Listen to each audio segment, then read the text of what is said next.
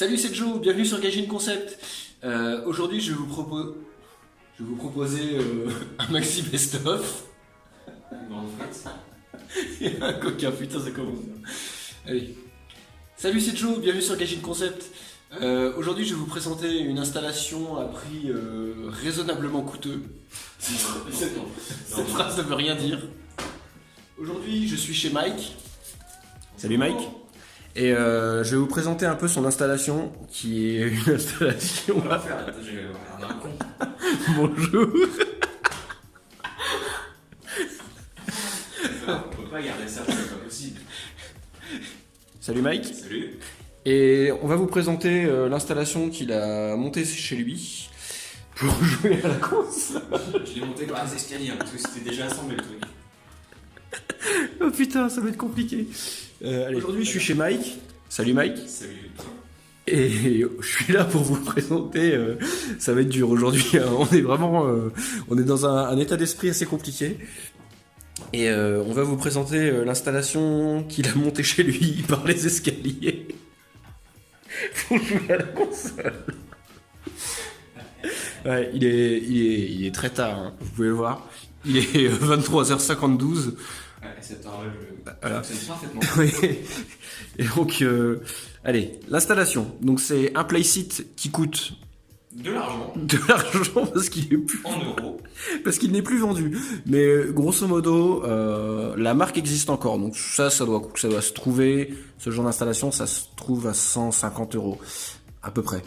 Toi, tu l'as acheté d'occasion. T'as acheté ça combien? J'ai acheté tout compris avec le volant, le levier, le baquet, l'infrastructure, 350 €. Et c'est pas cher. Parce que donc bah il y a le baquet qui est là, l'installation, enfin le support, toutes les parties là, donc c'est en barre de fer. Ça va être cool.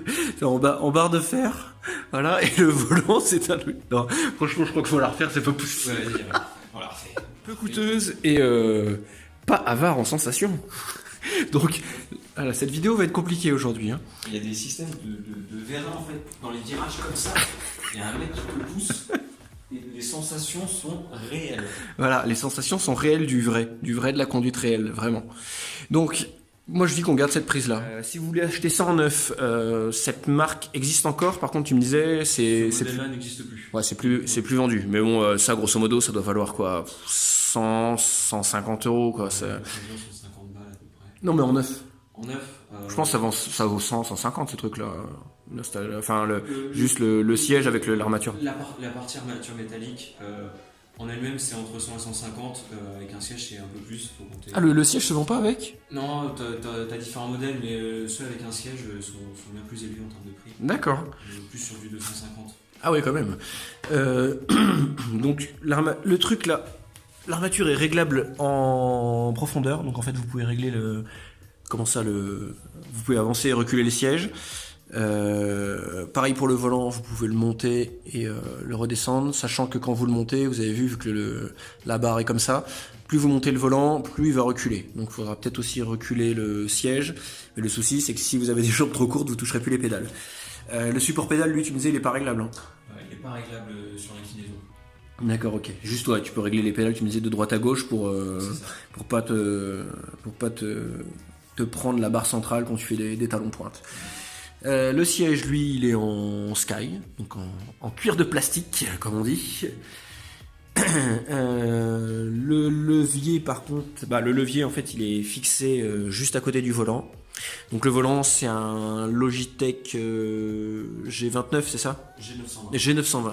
J'ai du mal avec ça. Hein. Donc ouais, c'est la version Xbox, en fait, G920. Avec donc la boîte en H, les pédales. Bon, grosso modo, ça ressemble vachement à mon G27 hein, déjà. Ils ont pas énormément changé. Même le cuir, c'est quasiment le même. Juste, il y a la bande en plus et ils ont rajouté des boutons. Parce qu'en fait, le G27, le mien, t'as plein de boutons. En fait, ici, si tu veux le support, là, il repart et tous les boutons sont là. En fait, t'as une croix directionnelle là, t'as 4 boutons comme là en fait. Et en dessous, t'as une autre rangée de boutons pour Start, Select, tout ça. Donc là, ils ont mis ça sur le volant. Bon, c'est pour simuler une manette, vraiment une manette de console, donc là une manette d'Xbox. Côté rigidité, je voyais que ça bouge un petit peu, ouais. Le support bouge un petit peu, mais bon, je pense que en conduite, ça doit être acceptable. Moi, j'ai un gros doute sur le pied central. En fait, j'en ai jamais essayé des cockpits comme ça. Je me suis toujours dit que le pied au milieu, ça devait gêner. Donc, on va voir ça.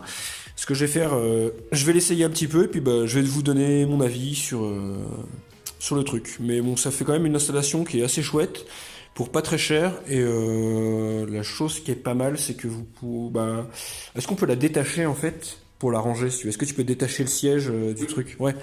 Ouais, donc tu peux ranger ça, au moins ça prend pas de place chez toi, quoi. Si jamais tu vis dans une maison de petite taille, si tu habites à Paris, eh ben tu peux le ranger dans ton placard. Et ça, ce n'est pas négligeable. Allez, on va tester ça et puis je vous dis ce que j'en pense.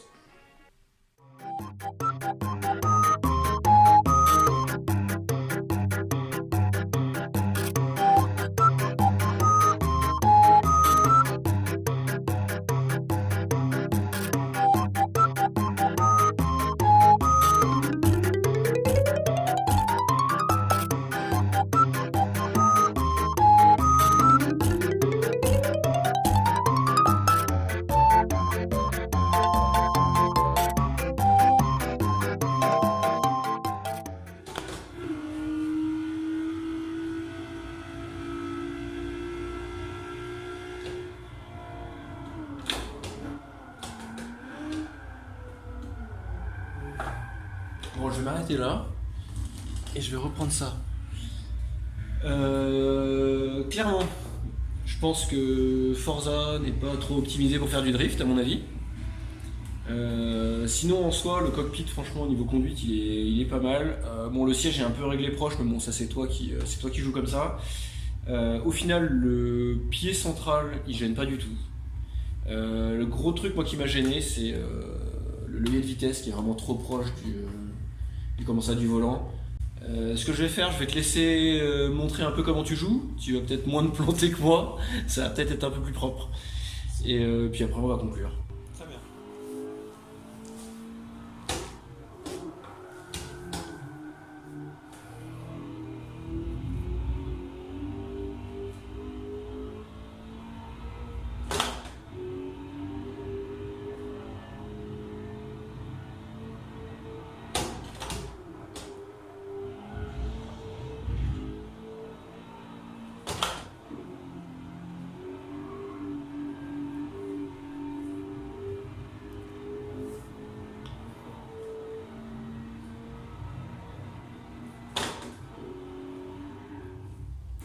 Voilà, 24ème, c'était sur le 24ème.